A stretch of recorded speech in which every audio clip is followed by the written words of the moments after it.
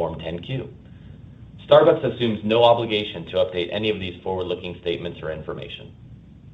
GAAP results in fiscal 2021 include several items related to strategic actions, including restructuring and impairment charges, transaction and integration costs, and other items. These items are excluded from our non-GAAP results. For certain non-GAAP financial measures mentioned in today's call, please refer to our website at investor.starbucks.com to find a reconciliation of those non-GAAP measures to their corresponding GAAP measures. This conference call is being webcast, and an archive of the webcast will be available on our website through Friday, August 27th, 2021. For your calendar planning purposes, please note that our fourth quarter and fiscal year-end 2021 earnings conference call has been tentatively scheduled for Thursday, November 4th. Finally, I want to take a moment on behalf of the company to recognize the contributions of Durga Doraisamy, a Starbucks investor relations partner of 7 years, including as the head of IR for the past 2.5 years. Durga recently left Starbucks for an exciting opportunity overseas, and we extend our deepest thanks for all she has done on behalf of the company, our partners, and our shareholders. I'll now turn the call over to Kevin. Well, thank you, Greg. I too want to wish Durga and her husband well as they begin a new adventure in London. Durga leaves the team and our investor community in great hands with you, Greg, and thank you for stepping in to lead investor relations while we search for a permanent replacement for this important role. Well, good afternoon, everyone, and thank you for joining us today. As we celebrate Starbucks' 50th anniversary, we are reminded of the increasing premium on genuine human connection, which has always been at the heart of Starbucks. If there is any lesson we can take from this past year, it is that our promise to uplift the everyday through authentic human connection over coffee is enduring and has never been more valuable and sought after. As humans, we belong together, and Starbucks was built for this moment. Now, with customer mobility increasing, we're at the beginning of what we describe as the great human reconnection. The reopening of markets is translating to incredible increases in demand for Starbucks as people are again on the go, reconnecting and socializing with one another. Human connection is the very foundation of the Starbucks experience. The differentiated experience we create for our customers, strengthened through the actions we've accelerated over the past year, enables us to meet our customers wherever they need us to be.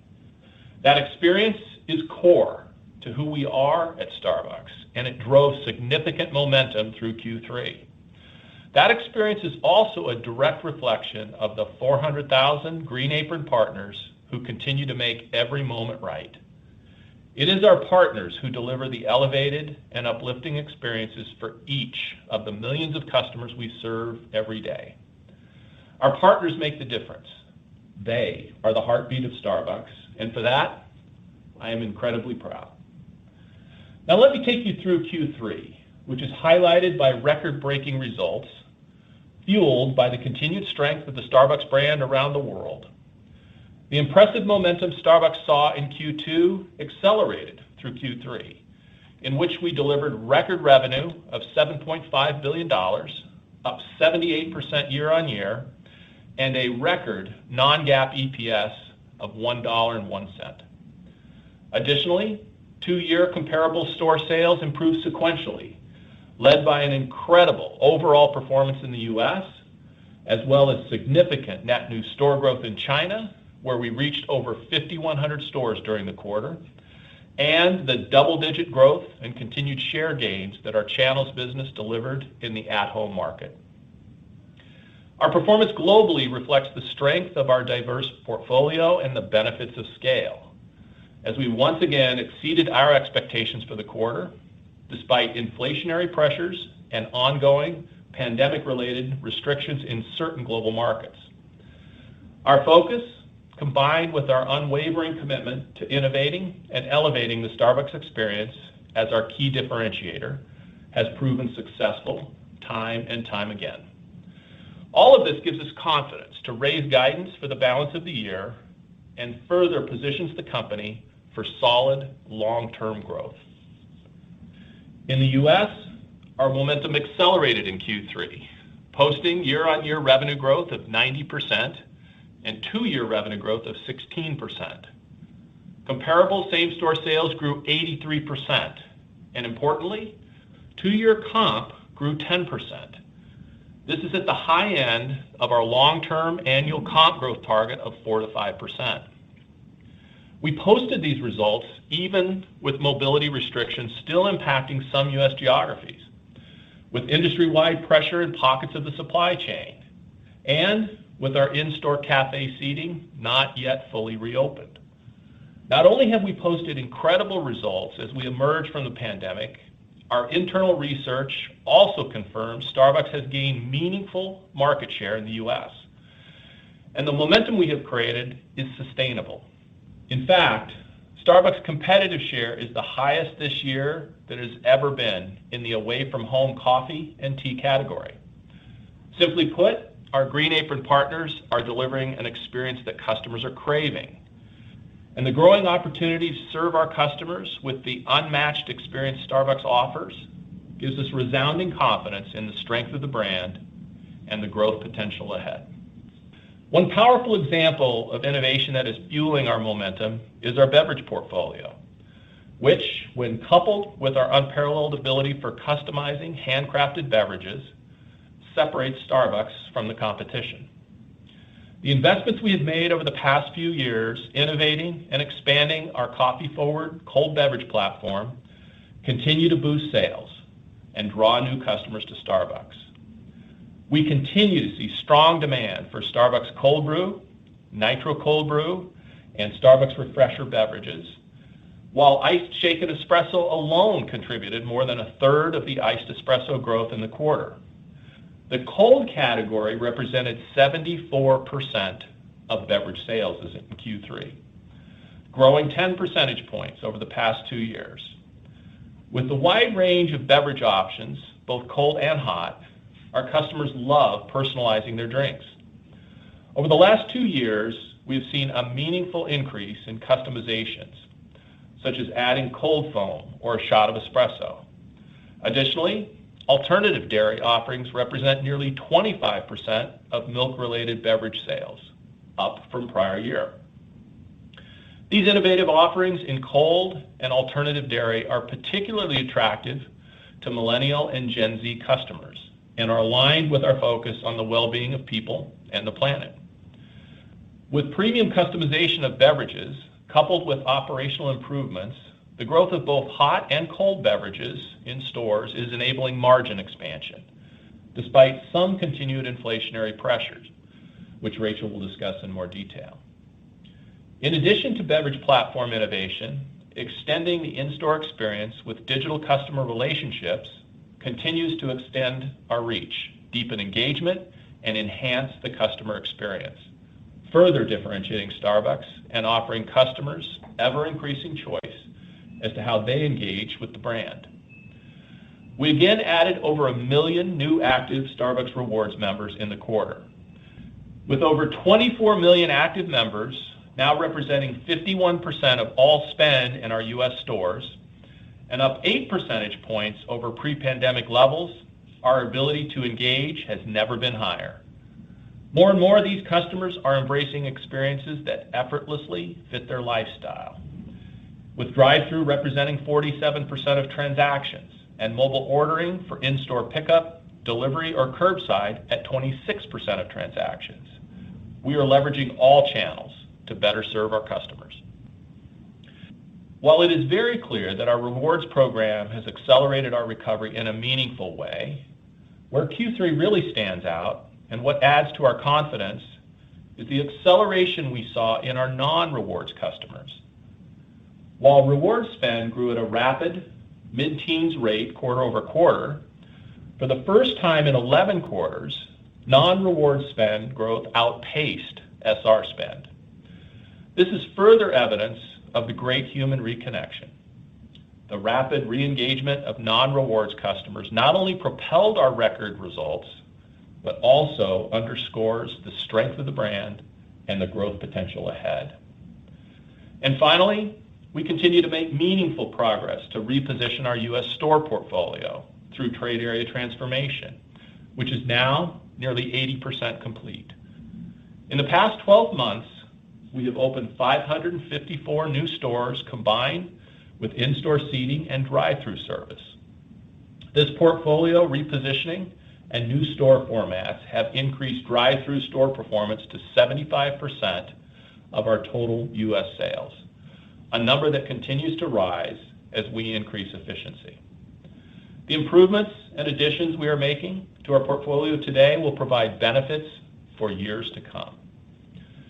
With our focus on the customer experience, new beverage innovation, and digital customer relationships, we continue to increase share of customer occasions while also contributing to a rapidly growing market for all things coffee.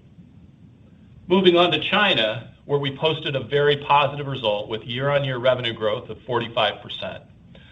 Remarkably, total revenue in China has grown 23% in just 2 years as we continue to play the long game, and we are on track to open more than 600 net new stores this fiscal year. In Q3 alone, we opened 162 net new stores that continue to deliver best-in-class new store profitability and returns. We ended the quarter with 5,135 stores, and we are well on track to operate over 6,000 stores by the end of fiscal year 22. In addition, we posted 19% same-store comp growth in Q3 and saw sequential acceleration of our 2-year comp when excluding the impact of value-added tax. Furthermore, we gained strong momentum with sequential improvement on every key metric on a 2-year basis, including total revenue growth, store traffic recovery, and margin expansion. The health of our business in China is strong, and we've never been more confident in the long-term growth opportunity.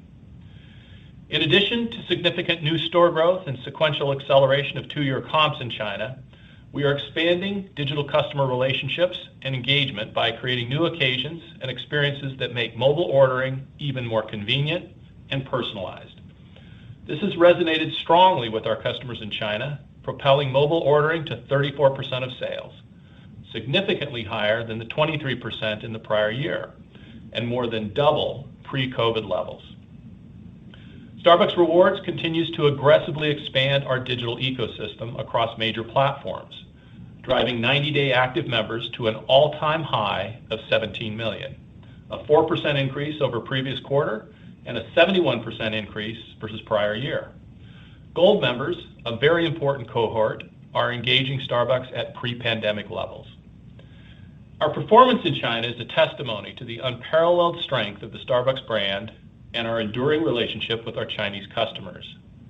Our rapidly growing store footprint, market-leading digital ecosystem and customer engagement, robust innovation pipeline, and the enduring love and loyalty for the Starbucks brand in China are all unmatched. I have full confidence in the strength of the Starbucks brand in China and across all our international markets. There should be no misunderstanding of how big and robust our business in China is and will be. These are still early days, and our strategies are clearly working. Starbucks is uniquely positioned for success in China well into the future. With phenomenal strength and growing momentum in our retail business, let me now move on to our channel development segment that also continues to exceed expectations. Over the past 3 years, we have made significant progress expanding our reach and amplifying the Starbucks brand through CPG, single-serve coffee, ready-to-drink, and food service. I attribute our success to the power of the Starbucks brand, the bold innovation that attracts new coffee lovers into our categories, and the caliber of our strategic business partners globally. In Q3, Starbucks retained our #1 brand position in total U.S. at-home coffee and further expanded our leadership position versus other brands. The Starbucks brand continued to increase share in the total U.S. category, impressively adding 1 percentage point over the prior year, despite lapping a strong comp. The Global Coffee Alliance with Nestlé is a powerhouse, and we continue to see strong performance across all aspects of the key strategic relationship. Earlier this year, building on the success of the Starbucks by Nespresso platform, we expanded and introduced Starbucks by Nespresso on the virtual line. which is already exceeding 6-month distribution and velocity targets. In addition, the combination of strong CPG performance combined with a steady recovery in food service gives us added confidence. In ready-to-drink, Starbucks is the #1 premium brand globally, with our North American coffee partnership with PepsiCo growing 19% in consumption, and our international ready-to-drink business growing double digits in EMEA and China, Asia Pacific. These channels amplify our brand in more than 80 markets around the world, offering millions of customers at home and at work options that complement their Starbucks in-store experience.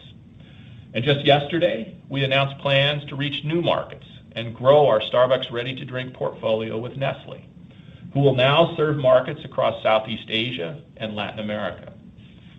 Our channel development strategy to amplify the brand while growing share of at-home occasions continues to attract new customers to Starbucks with unparalleled choice while driving best-in-class returns. The key takeaway from today's call is this. We look to the future with as much conviction as ever in our strategy, as this quarter represents the beginning of a multi-year tailwind for Starbucks that is powered by 3 factors. First, the total coffee addressable market is large and growing rapidly. The market is expected to grow to well over $400 billion in size globally over the next 3 years. That represents a compound annual growth rate of 8 to 9% as the market rapidly recovers from the global pandemic. Second, within this large and growing market, consumer preferences continue to shift from mainstream Robusta coffee to premium Arabica coffee, where Starbucks is the leader. Third, and perhaps most important, Starbucks has rapidly adapted to new consumer behaviors and strengthened key points of differentiation. Our focus on the customer experience, relevant new beverage platforms, and expanded digital customer relationships are translating to increased consumer preference and deeper customer engagement. The combination of a highly differentiated brand experience, a continued consumer shift to premium Arabica coffee, and a large and growing addressable market is a powerful trifecta that provides our business with a multi-year tailwind. These factors, reinforced by the results of this past quarter, give us confidence that this is just the beginning of what is about to unfold. And with that, I will turn the call over to Rachel, who will walk you through details of our Q3 results. Rachel? Thank you, Kevin, and good afternoon, everyone. I'm thrilled to share with you the results of this milestone quarter, delivering record revenue and record non-GAAP EPS only 4 quarters after the depth of the pandemic. Over the past year, we have proven our ability to differentiate ourselves to the unique and personalized experiences we create for Starbucks customers, whether in our stores, through our app, or down the grocery aisle, leading to this quarter's impressive results. Starbucks global revenue reached $7.5 billion in Q3, up 78% from the prior year, far surpassing the pre-pandemic quarterly record set in Q1 fiscal 20, driven largely by the incredible performance in the U.S., our largest market. Q3 non-GAAP EPS was $1.01, up from the loss of 46 cents in the prior year, driven by faster than expected margin recovery in the Americas due to sales leverage from lapping prior year COVID-19 impacts and the benefit from continued strength in average ticket. Our Q3 EPS includes 9 cents of benefit related to discrete tax items, most of which was originally anticipated in Q4 as referenced on our previous earnings call. The investments we have made in our business have made Starbucks stronger, more resilient, and positioned for long-term growth. This powerful momentum gives us the confidence to meaningfully raise our EPS outlook for the full year, as I'll explain later. I will now take you through our Q3 fiscal 21 operating performance by segment, followed by an analysis of our consolidated margin performance. Our Americas segment, which fueled our record quarter, delivered revenue of $5.4 billion in Q3, 92% higher than the prior year, primarily driven by an 84% increase in comparable store sales, including 82% comp transaction growth. As Kevin mentioned, U.S. comparable store sales growth reached 83% in Q3, driven by a material improvement in transaction comp of 80%. Average store transactions continued to grow and ended the quarter at nearly 90% of pre-pandemic levels, presenting further opportunity to return to and grow beyond FY19 levels. As transactions have grown, we've maintained the strength in average ticket, up 1% over the prior year, remaining significantly elevated as many key post-pandemic consumer trends have continued. Growth of cold beverages and customization, coupled with sustained strong beverage attach and record food attach in Q3, all contributed to the strong ticket and give us confidence in our ability to maintain a meaningful portion of the ticket gains over the coming quarters. America's Q3 non-GAAP operating margin expanded to 24.7%, up more than 200 basis points from Q3 of fiscal 2019, largely driven by sales leverage on our product and distribution costs, including waste favorability, the benefits of SKU rationalization over the prior 2 years, and favorable sales mix shift. Pricing and the benefits of trade area transformation also helped offset the sizable investments in wages and benefits, as well as higher supply chain costs due to inflationary pressures. While we're thrilled with our margin performance in Q3, we expect it to moderate slightly in Q4, primarily due to the growing impact of inflation, coupled with incremental investments critical to our continued growth, which I'll discuss in a moment. Moving on to international. The international segment delivered revenue of $1.7 billion in Q3. Excluding a 10% favorable impact of foreign currency translation, the segment's revenue grew 65% over the prior year, reflecting a 41% increase in comparable store sales, inclusive of a 5% adverse impact from lapping the prior year VAT benefit. Strong sales growth from our international licensees, as well as 8% net new store growth over the past 12 months, also contributed to this growth. Kevin spoke to our performance in China. In addition, the international segment performance was adversely impacted by virus resurgences in Japan, with a state of emergency severely limiting consumer traffic during most of the quarter. It's important to remember that the vast majority of international markets in which we operate are behind the U.S. in terms of both vaccination and mobility, so revenue recovery is predictably lagging in those markets. Still, our partners in every market remain focused on what they can control and what they do best. The moments of connection they are providing our customers during these challenging times will support growth as vaccination rates improve. International's non-GAAP operating margin rose to 22.5% from -2.7% in the prior year, mainly driven by sales leverage from lapping the impacts of COVID-19, as well as store labor efficiencies across our company-operated markets and larger government subsidies. On a 2-year basis, these temporary subsidies provided an approximately 200 basis point benefit in the quarter, boosting the segment's non-GAAP operating margin close to its pre-pandemic level of 22.7% in Q3 fiscal 19. On to channel development. Revenue was $414 million in Q3, a decline of 7% from the prior year, primarily driven by Global Coffee Alliance transition-related activities, including a structural change in our single-serve business. When excluding the approximately 20% adverse impact of these transition-related activities, channel development's revenue increased by 13% in Q3, mainly driven by growth in the Global Coffee Alliance product sales and our ready-to-drink business. The segment's non-GAAP operating margin expanded to 46.7% in Q3 from 35.6% in the prior year. Normalizing for the 700 basis point impact of Global Coffee Alliance transition-related activities I just mentioned, channel development's operating margin expanded 410 basis points in Q3, driven primarily by the strength of our ready-to-drink business. We expect the impacts from the transition to be substantially completed by the end of fiscal 21. Finally, at the consolidated level, our non-GAAP operating margin was 20.5% in Q3, up from -12.6% in the prior year. The year-over-year increase in our operating margin for Q3 was primarily driven by sales leverage across the P&L as we lapped COVID-19 impacts and related costs, as well as pricing in the Americas. These were partially offset by additional investments in retail store partner wages and benefits, which remain a strategic priority for us to support our world-class partners. Given the strength of our performance in Q3 and the optimism we have for the fourth quarter, we're pleased to update our guidance across a number of key areas. We expect the momentum we have seen in the U.S., underpinned by the ongoing Great Human Reconnection, to continue, and as a result, we expect both Americas and U.S. comparable store sales growth in Q4 in the range of 22% to 25%.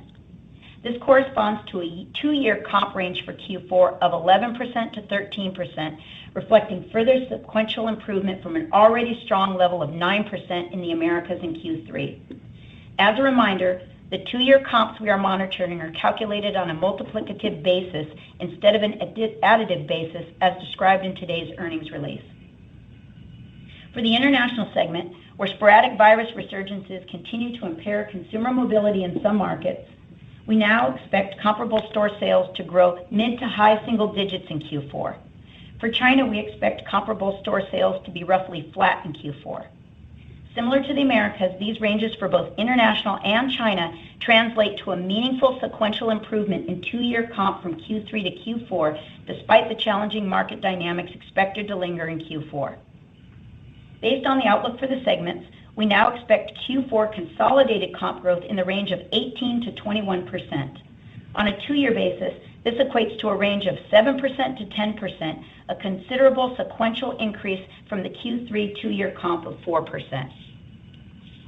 Moving on to retail store development, although we expect approximately 1,100 net new stores globally in fiscal 21, we now anticipate a slight shift between our segments. For the Americas, we now expect the total store count in fiscal 21 to remain roughly flat to prior year, as the new store openings are virtually offset by higher than normal closures, reflecting the continued progress of our accelerated trade area transformation initiative. For international, net new stores for fiscal 21 are expected to increase to approximately 1,100 from 1,050 in the original guidance. With the updated comp sales and the store growth outlook, we are also tightening our guidance for full year fiscal 21 consolidated revenue to a new range of $29.1 billion to $29.3 billion, from $28.5 billion to $29.3 billion. This includes Channel Development's revenue, which is now expected in the range of $1.5 billion to $1.6 billion for full year fiscal 21, compared to the previous guidance of $1.4 billion to $1.6 billion, reflecting the segment's strong performance to date. As a reminder, our fiscal 21 consolidated revenue guidance range is inclusive of approximately $500 million for the 53rd week. Additionally, given the faster than expected margin recovery to date, we are raising our consolidated GAAP operating margin outlook for the full year to approximately 17%, up from the previous range of 15% to 16%. Our consolidated non-GAAP operating margin is now expected to reach approximately 18% in fiscal 21, up from the previous guidance of 16.5% to 17.5%, reflecting the momentum we saw in Q3 and expect in Q4. Our operating margin is tempered a bit by two factors that we see growing in relevance in Q4 and into fiscal 22. The first is our latest view on rising global inflation, requiring continued incremental investments to support our growth.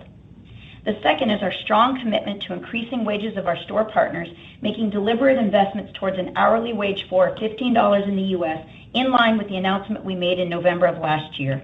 As Kevin mentioned, our Green Apron partners are fundamental to the Starbucks experience and are critical to our long-term success. These important wage increases, coupled with continued investment in digital initiatives and operational efficiencies, will further solidify the foundation for our next stage of growth. Given the accelerated timing of certain discrete tax benefits in Q3, I noted earlier, which were originally anticipated in Q4, we now forecast our Q4 non-GAAP effective tax rate to increase to the low 20% from our previous outlook of high teens. For fiscal 21, our GAAP and non-GAAP effective tax rates are expected in the low 20% range, revised from the previous guidance of low to mid 20%. Summing this all up, driven by the tremendous momentum we've seen as customers return to our stores, propelling our record results in Q3, we are raising our full year fiscal 21 EPS guidance. Our new fiscal 21 GAAP EPS guidance range is $2.97 to $3.02, up from $2.65 to $2.75 previously. Our fiscal 21 non-GAAP EPS is now expected to be in the range of $3.20 to $3.25, up from our prior range of $2.90 to $3. This predominantly reflects our better than expected performance to date, as well as the improved outlook for Q4, barring any new, significant, and sustained waves of COVID-19 infections and any major economic disruptions. As a reminder, our fiscal 21 GAAP and non-GAAP EPS guidance ranges include approximately 10 cents of benefit for the 53rd week. Consistent with our past practice, we will provide guidance for fiscal 22 on our Q4 earnings call. However, I should note that the earlier than expected margin recovery we saw in Q3 and expect in Q4 was not contemplated when we provided our fiscal 22 EPS growth outlook at our December Investor Day. We are pleased with the strength of our business and will provide our FY22 outlook during our Q4 call. Importantly, our ongoing commitment to the double-digit non-GAAP EPS growth at scale remains strongly intact. To summarize, Q3 performance exceeded our expectations with record revenue and earnings, underscoring the resilience and power of our brand, which remains as relevant as ever. While temporary marketplace dynamics will impact our business until the global pandemic is behind us, the enduring strength of the Starbucks experience, fueled by our incredible partners around the globe, remains intact, thriving in this moment of human reconnection and continuing to guide our long-term growth. As always, the credit for our success this quarter and in the future belongs to our Starbucks partners around the world who proudly wear the green apron. They have our greatest respect and appreciation. And with that, Kevin and I are happy to take your questions, joined by John Culver, Michael Conway, and Belinda Wong. Thank you. Operator? Thank you. As a reminder, if you would like to ask a question, please press star, then the number 1 on your telephone keypad. In order to allow as many questions as possible, we ask you to please limit yourself to one question at a time. We will come back for follow-up questions as time allows. We'll pause for a moment to compile the Q&A roster.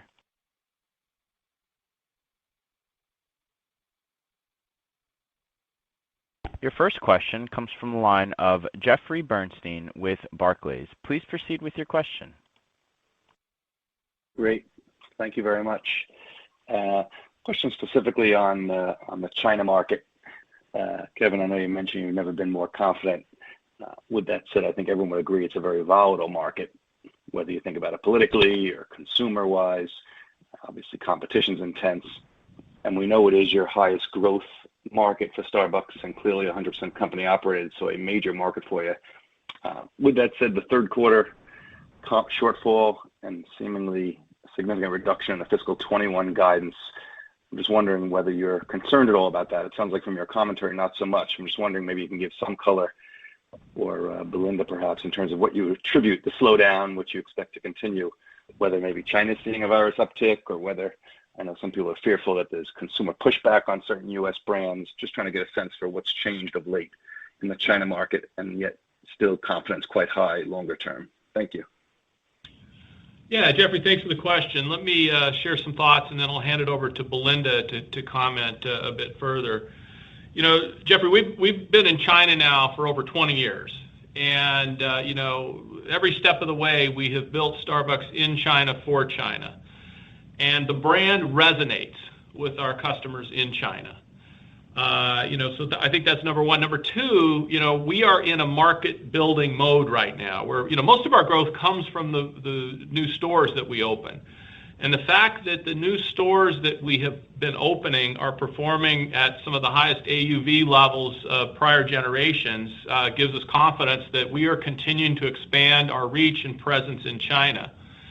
I think those two things. Certainly from a geopolitical standpoint, we've got businesses in 84 markets around the world, so we constantly deal with geopolitical situations. And I'd say, there's not a geopolitical situation that has really impacted us in China over the last couple of years, and I don't really foresee that happening as long as, we continue to stay focused on what we do and what we do well, which is create a great experience for our customers in China, take care of our Starbucks partners who proudly wear the green apron in China. And, we're bullish. We continue to invest, whether it's the investment we're making in new stores, whether it's the Coffee Innovation Park, the first sustainable roasting plant that we're building in China, the work we're doing with coffee farmers in Yunnan. And, and I sort of look at this navigating, some of the implications of COVID as just being short-term. And so that's why I kind of look at it as from a very bullish perspective long-term. So let me hand it over to Belinda. Belinda, I'll let you comment a bit further on Jeffrey's question. Thank you, Kevin. We achieved 19% comp in Q3 despite COVID resurgence in the South. Now, if you exclude the adverse impacts from lapping prior year VAT exemption benefit, our comp grew actually 24% in the quarter. Our previous comp guidance has assumed a shorter time frame for the lifting of travel restrictions and also less of the uncertainties that we have faced in the market. And hence, we are adjusting our comp guidance to reflect the uncertainties. Now, make no mistakes that the short-term volatilities that we're facing today are only temporary. The recovery, as we've always said, will continue to be non-linear. Now, one point that you have to fully realize is that we have fully regained our pre-COVID pace of store development. And Kevin spoke about the achievements that we achieved in Q3, and we are well on track to open more than 600 net new stores this fiscal year and operate 6,000 stores by the next fiscal year. And on top of that, yes, we are delivering best-in-class store profitability and returns. We are meeting the year one new store performance guidance that we provided during last Investor Day. And please note that our focus in the past decade has always been about total revenue growth and reaching new customers for them to trial the Starbucks experience and coffee in China market. And majority of our total revenue growth, and close to 70% of that, comes from new stores. There's huge runway for growth in China due to growing coffee consumption and the addressable market, rising middle class population, and disposable income. So we're still in very early chapters of our growth story here in this market. My personal on-the-ground experience and what I see here in the market gives me full confidence in the resiliency and the dynamism of the Chinese consumer economy. No other F&B retailer or specialty coffee brands possess our speed, quality, coverage of our national footprint, our market-leading digital ecosystem and customer engagement, our robust innovation pipeline, and the strength of our brand. These are all unmatched in China, and we are well positioned than ever to continue to win in this market. We will focus on what we can control.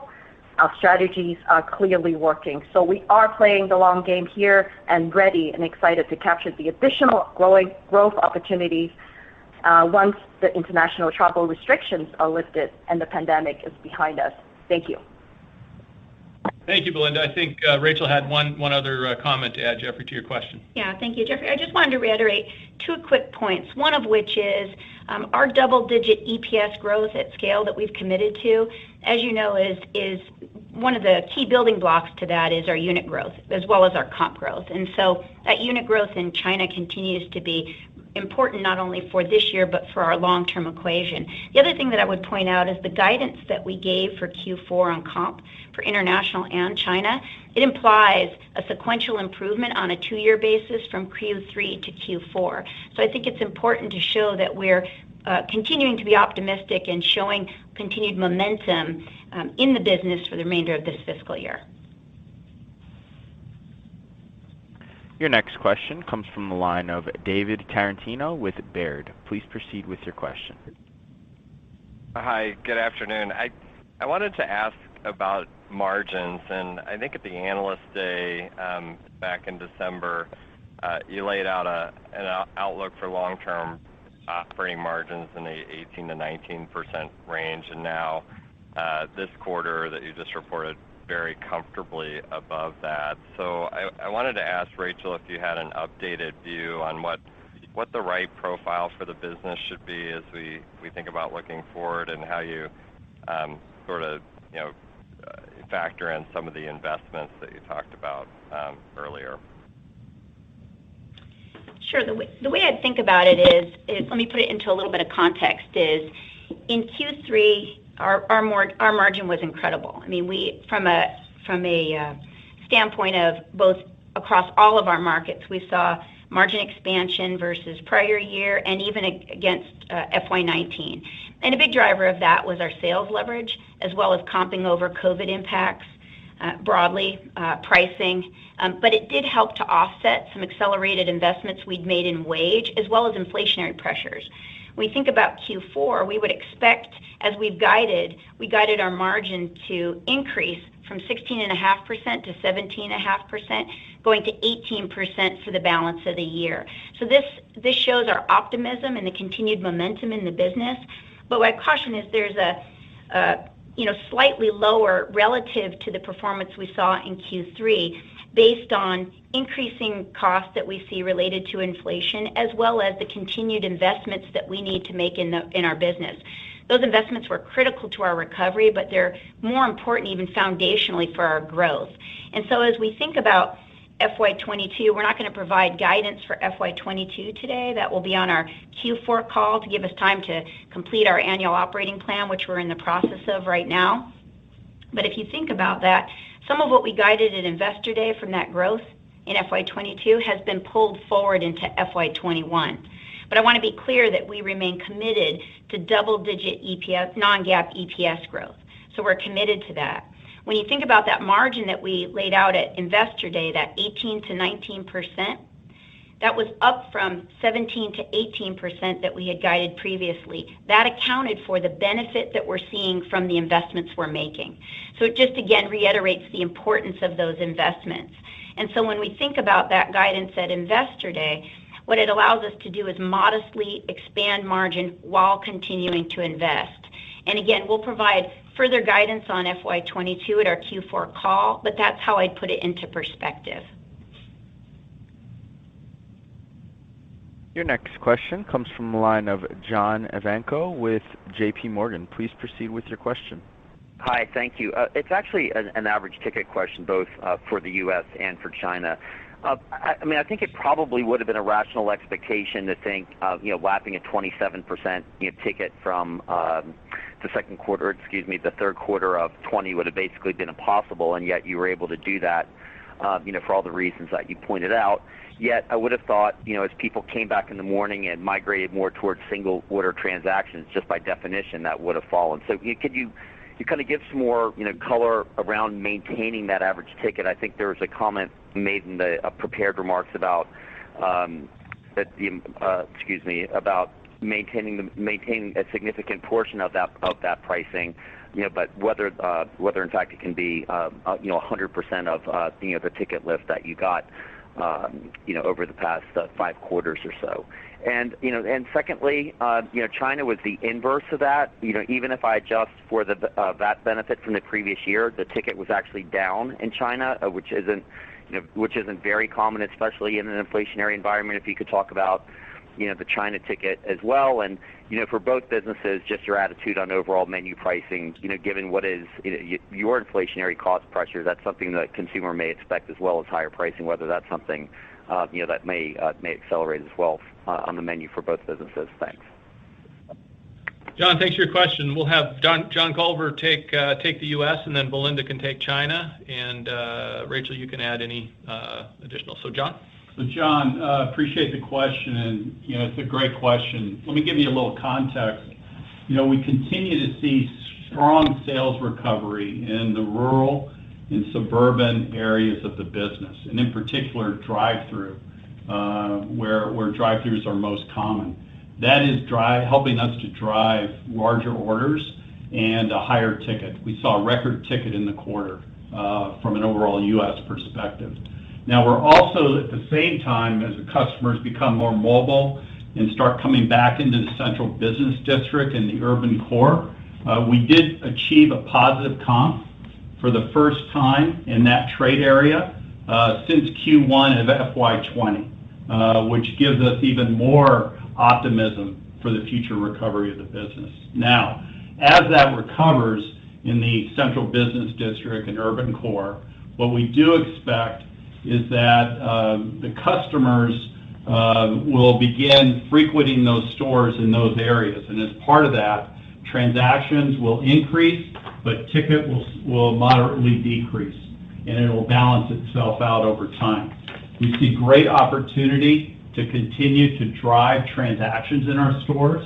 Right now, broadly across the U.S. business, we're operating at about 90% of pre-COVID transaction levels. So we've got a lot of room to go to grow back to a more normalized rate, pre-pandemic-wise, as it relates to transactions. And as we do that, we do expect the tickets to moderately decline during that time. Belinda, you want to take China? Hi. My turn, right, Kevin? Yes. China? Yes. Okay, great. Q3, 9% AT drop, but the majority of that, 6%, is really from what you just said, John, on the 6% VAT lapse. So the AT drop is really just a negative 3%. So one thing that you have to note is that we're seeing the acceleration of digital mobile ordering sales mix, the delivery portion of it. We're seeing great uplift on our AT versus the store transactions. So that is a good thing. So in terms of your question on the inflationary pressure, it does exist, but to a much lesser extent as comparing to the U.S. And in this fiscal year, we're able to net off any increases by our own operational efficiencies or any savings that we were able to achieve due to our volume increase. So thank you. And I just want to add a little further clarification around that. I mean, both good points from Belinda and John. What I would say is broadly in the U.S., part of the function of our comp and our ticket going to 1% is just our year-over-year lap. Our actual ticket continues to be at one of our highest levels, and it's our third consecutive quarter. And we continue to see, as John mentioned, as we see more single beverage transactions, we expect our ticket to moderate. But we do believe that our ticket will remain elevated, slightly elevated, compared to where from a pre-pandemic level. And drivers of that are the attach that John spoke about, as well as the continued attach we see in food, our ability to continue to move customers to our cold beverages, which have a more premium price, in addition to our promotion offerings and our customization. Those are other ways that we're further evolving our ticket across the U.S. and America space. And what I want to just point out is that the margin that we're guiding to for the balance of the year, saying, increasing to 18%, again, up from the 16.5% to 17% on 17.5% on a non-GAAP basis that we previously guided. Part of that growth is really coming from an elevated ticket. It's not the only thing, but it's one of many. And it continues to be one of many levers to help us support not only inflationary pressures and the headwinds that we have from that, but the continued investments that we need to make in our business. So it continues to be a critical part of our equation, and it's reflected in the guidance that we've provided. And let me just sort of close. I know there's been a lot on written in the press about the cold weather that's hit Brazil and the implications on the C price of coffee. And so just to give you some context, on the increasing C price of coffee, you should know that over the years we've created a very thoughtful approach to how we source, warehouse, and use hedging techniques to ensure we always have supply of premium Arabica green coffee at an attractive cost basis. In fact, we purchase green coffee 12 to 18 months in advance, and we never stopped buying green coffee through the pandemic. So as a result, we currently have over 14 months of price forward coverage, which means we have price locked on our coverage for the next 14 months, which gets us through the rest of fiscal year 21 and most of fiscal year 22. And I think we may be the only large buyer of green coffee that uses this approach, and that will serve us well, as it gives us a significant advantage relative to our competitors, who, if they don't buy this far in advance, will certainly not have that cost structure that we put in place. And so I just want to comment on that since it's been in the press and kind of relates to your question, John, on inflation. Your next question comes from the line of John Glass with Morgan Stanley. Please proceed with your question. Right. Thanks very much. My question, Rachel, and maybe others, is just on what is the aggregate amount of inflation you're actually facing in your P&L? I know you talk about inflationary pressures, but some companies talk about the aggregate inflation. Some you can talk about wages. Is there inflation coming in the supply chain? If there's a way to quantify that, and how do you think about pricing in that context? Are you willing to take an unusual amount of pricing relative to history to offset that, or do you find there's other places in the P&L? I mean, it's notable that some of your peers are taking significant amounts of pricing now. They feel like they have that power. I always thought Starbucks had that power. Maybe you use it more judiciously, but is your frame of how you think about pricing changing because of this environment? Yeah, I think I'd start first with the inflationary pressures that we saw. So in Q3, we had outstanding performance, but within that, we covered headwinds in the Americas business of about 70 basis points. And we expect headwinds related to rising costs and inflationary pressures to continue into Q4, which is reflected in the guidance that we've given. Now, some of the ways that we not only offset headwinds such as inflation, but also the investments we're making are price. And we've always been very thoughtful and measured in the pricing actions we take so that we don't inhibit growth. And I would say our pricing strategy hasn't fundamentally changed. We're very surgical in nature. We look on a store-by-store basis, and we leverage analytics and insights. And importantly, what our analytics and insights show us is that we do have pricing power. And we see that in the premiumization of our beverages, the gravitation towards our promotional offerings. And this is our opportunity to be able to leverage price in those ways, which is one of the reasons why we talk about our ticket continuing to stay elevated. Not at the rate that we have today, but slightly elevated. But pricing will be one of many levers that we use to offset these headwinds. For example, we'll continue to drive customization with our customers, continue to drive our customers to our cold beverage offerings where we have a more premium nature, continue to drive a beverage and food attach when and where possible. Those are ways to continue to have an elevated ticket. So through pricing, an elevated ticket. We'll also continue to look at efficiencies in our supply chain as well as efficiencies in G&A. So this particular quarter, we saw our G&A returning to pre-pandemic levels, and we'll continue to find efficiencies in G&A over time, with our goal to be able to grow G&A less than our revenue growth as another way. In addition to that, we're seeing benefit from trade area transformation. Our trade area transformation in the Americas and more broadly in the segment delivered almost 80 basis points on margin. That's meaningful, and so we continue as we've optimized that portfolio. That's yet another lever that we're using to help offset not only headwinds related to inflation, but also the investments that we know we need to make that are critical to our growth in the future. And those are investments both in wages for our partners, as well as investments in our service experience and our throughput, as well as investments in digital initiatives. All those are critical for our growth in the future and really are fueling not only our recovery, but will fuel the growth for years to come. So those are important investments for us broadly, and those are the ways we think about how we'll offset those increasing costs while still modestly expanding margin.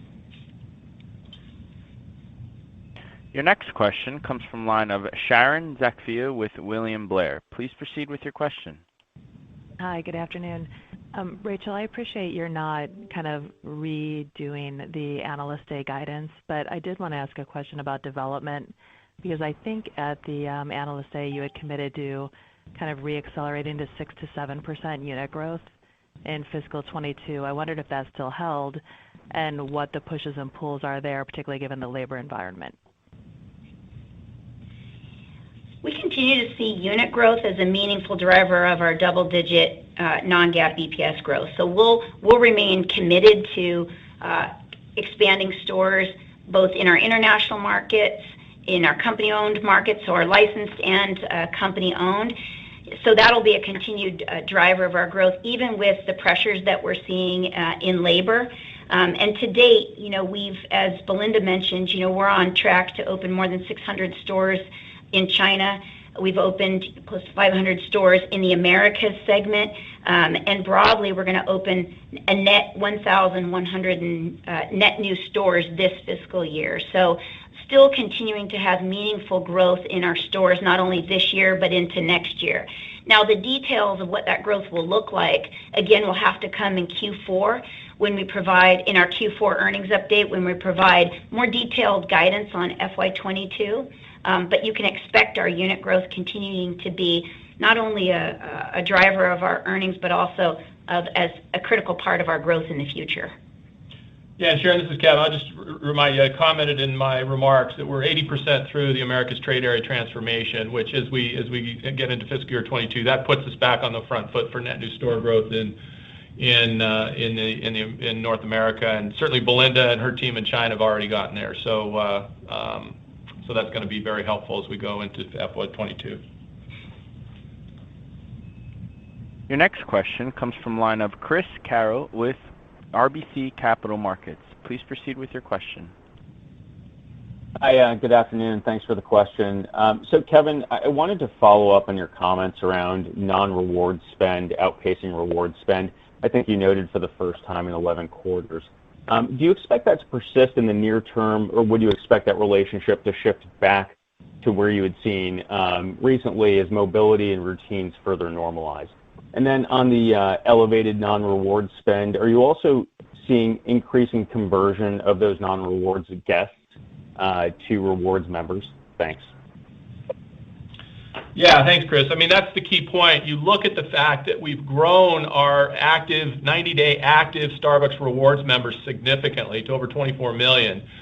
And where are we getting those active rewards members? They're coming from the non-rewards customers that return into our store. So I actually think the increase in non-rewards customers is going to be very helpful to continue to fuel that base of active rewards members. We know that customers, when they join Starbucks Rewards, they spend more. There's more frequency and more engagement from those customers, and that's why you think over a multi-year period, we have this aspiration to double the number of active rewards members in North America. John, I'll let you comment a bit further if you have anything else to add on the U.S. Yeah, Chris, the one thing I would add to what Kevin's saying is the success of the Stars for Everyone program that we launched a little over 3 quarters ago. It makes it easier for people to join the Starbucks Rewards program. It enables customers to make purchases by adding alternative payment options in addition to utilizing stored value.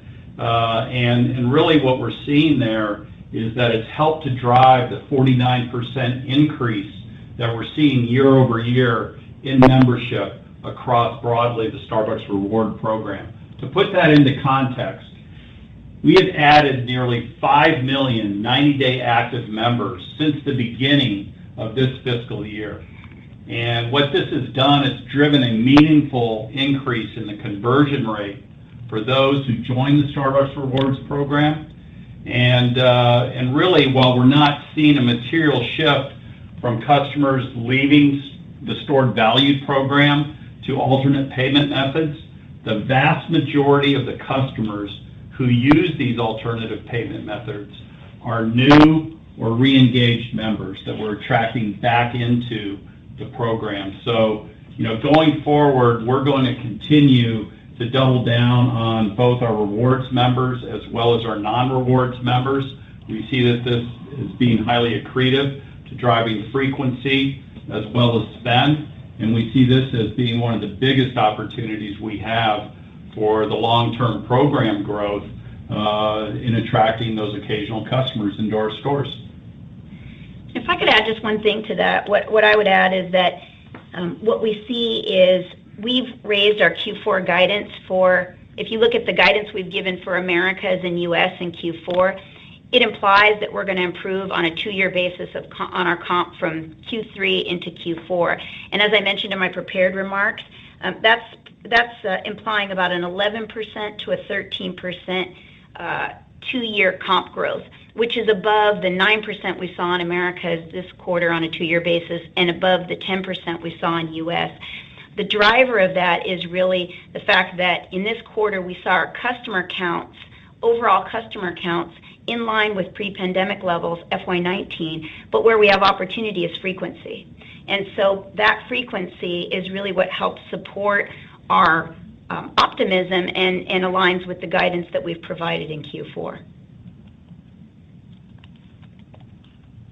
Your next question will be from Dennis Geiger with UBS. Please proceed with your question. Great, thanks for the question. And wondering if you could talk a bit about how important throughput and operations have been most recently in driving sales. I'm curious sort of on some of the operational adjustments that you've made within the U.S., the new service channels that you've launched in recent quarters, where you stand right now from sort of a drive-through throughput perspective, what curbside is doing right now, and maybe just to kind of look ahead, how much more opportunity there is for these service channels, and the throughput opportunity from here. Thank you. John, you take that? Yeah. Thanks for the question, Dennis. Very excited to talk about this because the U.S. team has done a remarkable job in terms of driving throughput and operational efficiencies overall. One of the big things to note is that we have returned to pre-pandemic levels in terms of our overall operating efficiencies within our stores. So that's very encouraging to see. The other thing that we've done to drive productivity and operational efficiencies in the store are a couple things. First, we significantly upgraded our Play Builder program, which allows us to be more effective in how we deploy our labor. We've also made good investments, strong investments in customer service training.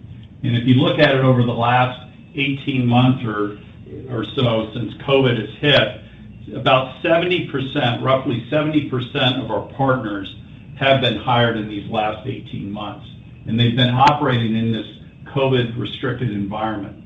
So we're reinvesting now in customer service training for our partners as customers become more mobile and frequent in our stores. Now, in addition to the ongoing operations and how our stores and partners are operating, we've also made equipment innovation investments as well that is driving throughput as well as efficiency. Mastrena 2 espresso machines is a big investment that we're making. We have it deployed in 70% of our U.S. company-operated stores. We'll complete the rollout in fiscal year 22. We've introduced a new warming oven, the Mary Chef warming ovens, which is an upgrade to our current ovens. That's currently in 20% of our stores. It will be in 35% of the stores by the end of the fiscal year. And then with the success of cold beverages, and in particular cold brew, we've developed a proprietary cold brew system, brewing system, through our Trier Center that's currently in 2,000 U.S. stores, and we'll have it in 75% of our stores by the end of the year. It makes brewing the product more efficient. It is also a more efficient use of partner time, and it fits within the back of the house. The other big thing that we're rolling out, which I'm excited about and our supply chain team has worked with the operations team on, is automated inventory ordering. And this is a system that we have been testing. We just recently expanded the test. We're now rolling it out to 1,500 stores this past week. It basically removes the inventory task from our store partners and allows them to focus on their customers and the customer experience. And we expect that this will be fully rolled out in all company-operated stores for food and merchandise items by the end of the calendar year. And then just one other thing that you asked about drive-through.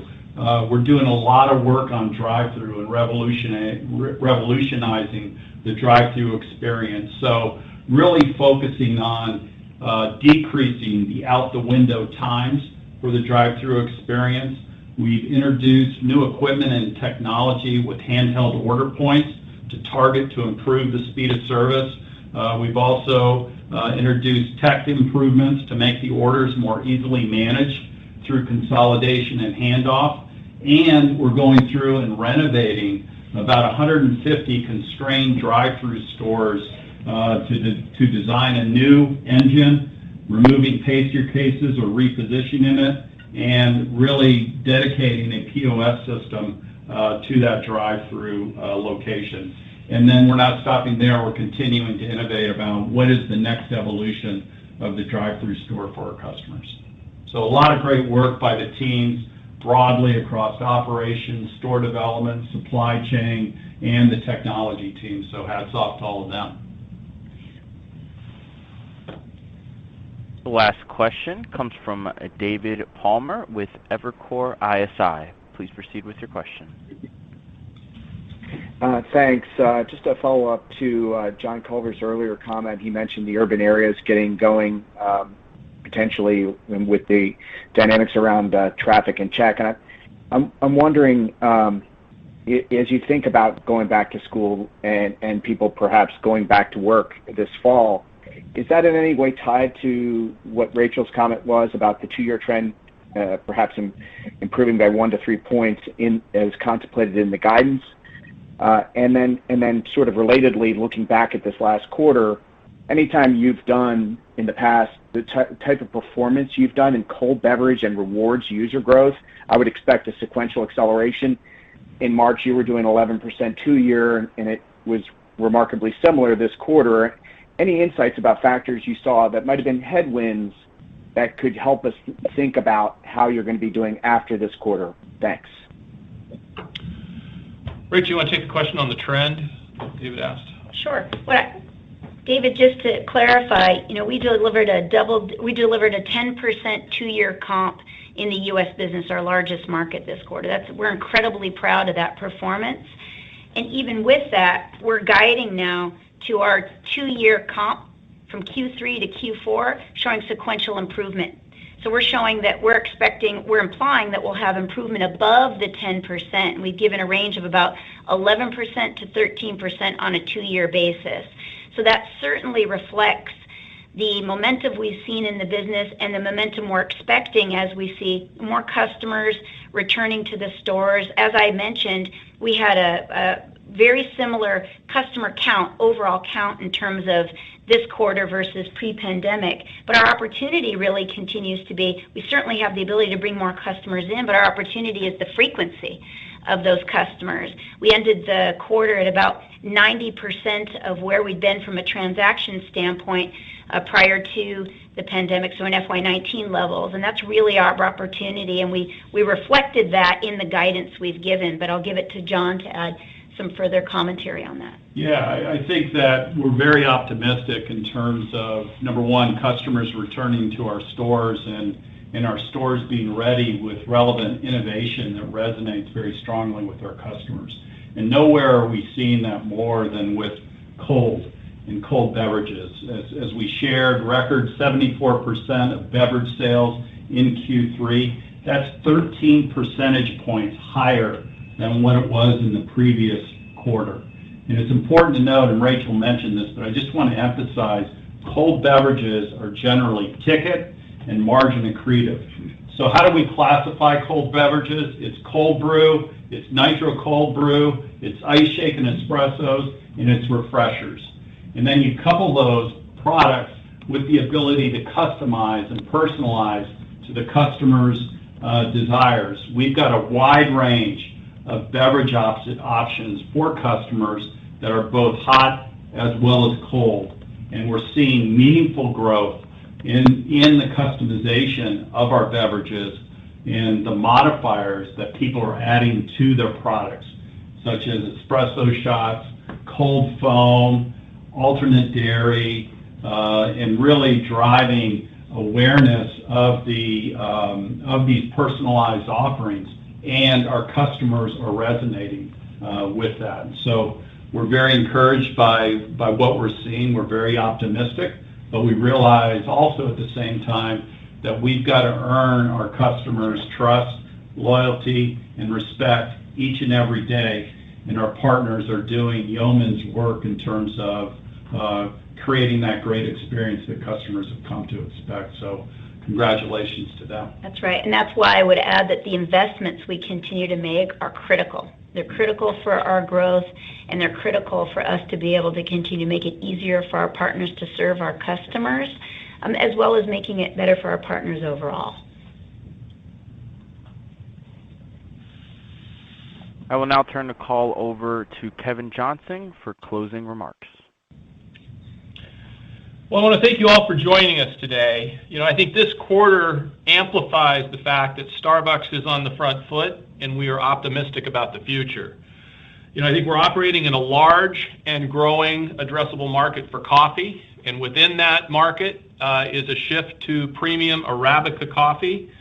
and you combine that with the strength of the Starbucks brand, I think that creates the trifecta for a multi-year tailwind, and this is just the beginning. So thank you for joining us today.